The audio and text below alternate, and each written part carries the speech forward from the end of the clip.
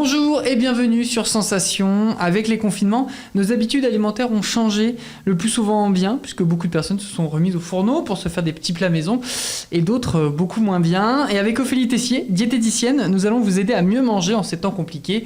Bonjour Ophélie. Bonjour.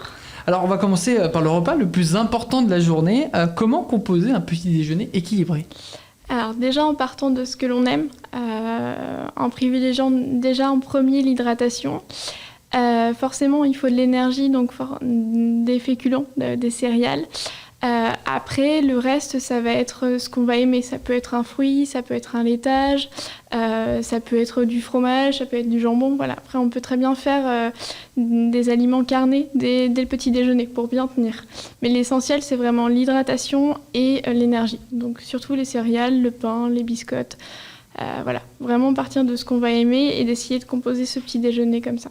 Et donc tout ce qui est jus d'orange, jus de pomme aussi, ils sont bons ?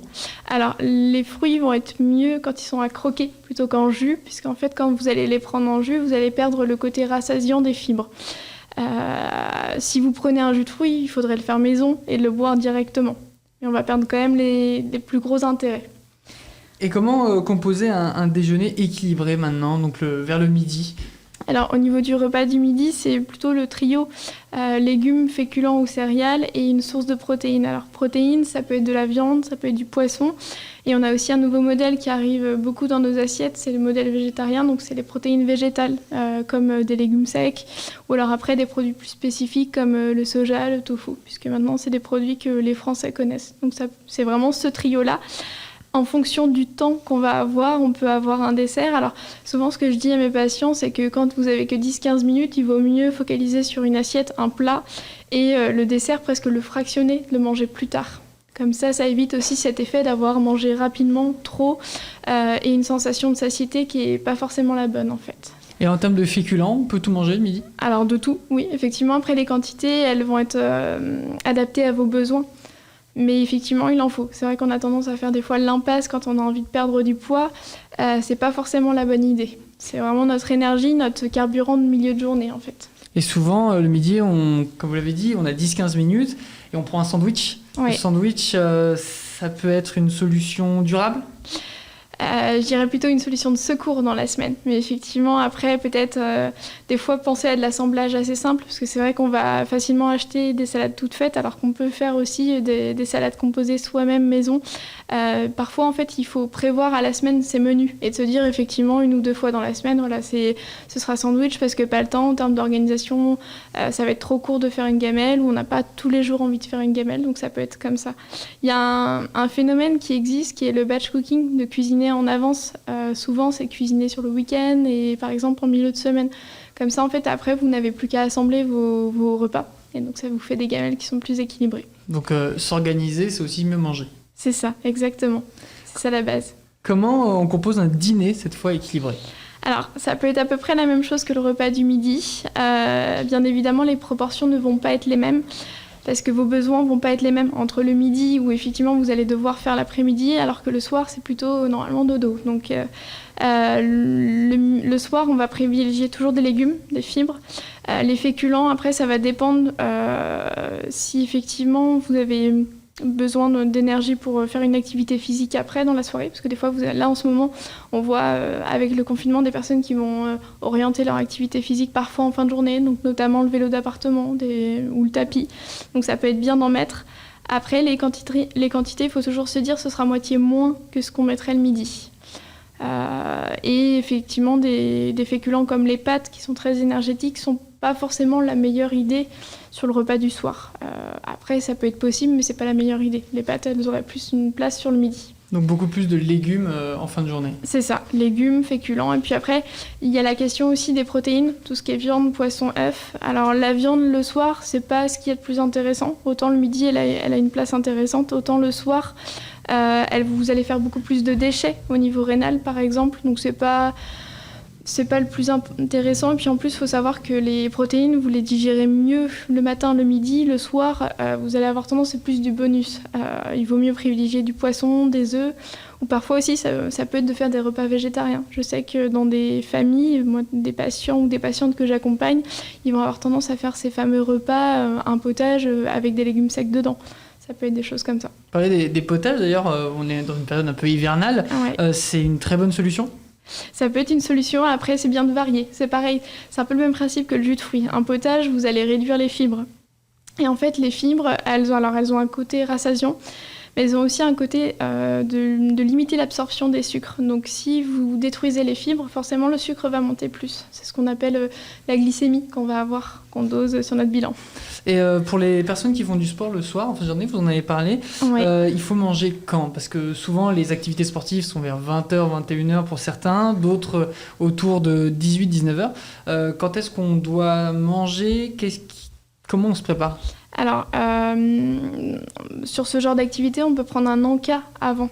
Un encas, effectivement, avec des fibres qui vont bien vous rassasier. Ça peut être un peu de sucre rapide dedans et puis un peu de protéines. Donc, par exemple, l'encas de quelqu'un qui va souvent faire du renforcement musculaire, c'est une cracotte ou une tranche de pain, alors avec des matières grasses qu'on aurait tendance à cataloguer comme mauvaises, alors qu'elles sont plutôt intéressantes, par exemple du beurre de cacahuète ou de la purée d'amande, ça peut être intéressant. Après, ça peut être du classique, de manger un fruit avec un fromage blanc. Mais il ne faut pas tomber dans le grignotage. Comment on évite le grignotage?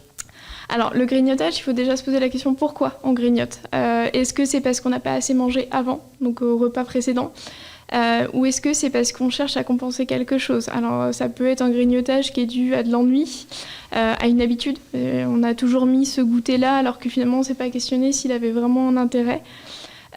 Ou alors c'est pour décompenser. C'est vrai qu'on a souvent le grignotage de retour du travail parce qu'on a vécu plusieurs sortes de pression ou de tension et du coup on a besoin de décharger.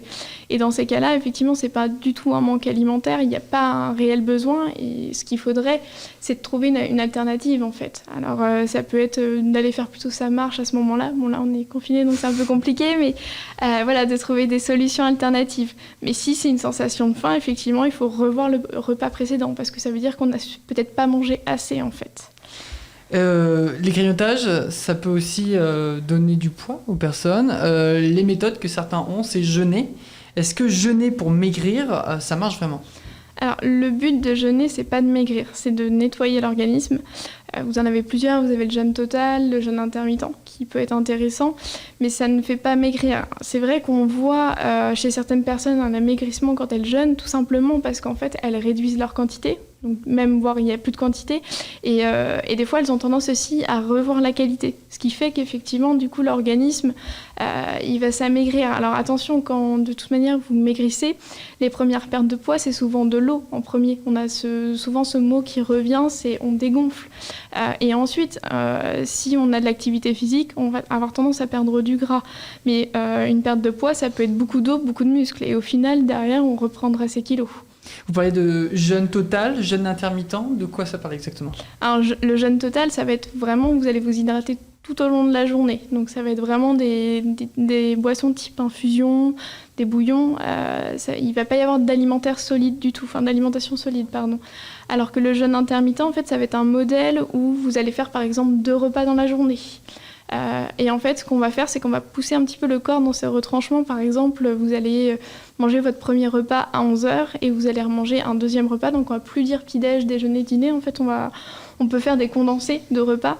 Donc on va avoir un repas à 11h et un repas à 18h. Et entre 18h et 11h, on va avoir ce temps de jeûne qui va être assez long. Quand faut-il manger des fruits? On en a parlé tout à l'heure.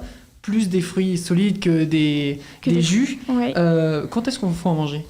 Le plus intéressant, ce sera en début de journée, de manger des fruits pour l'apport de vitamines et puis même pour les fibres.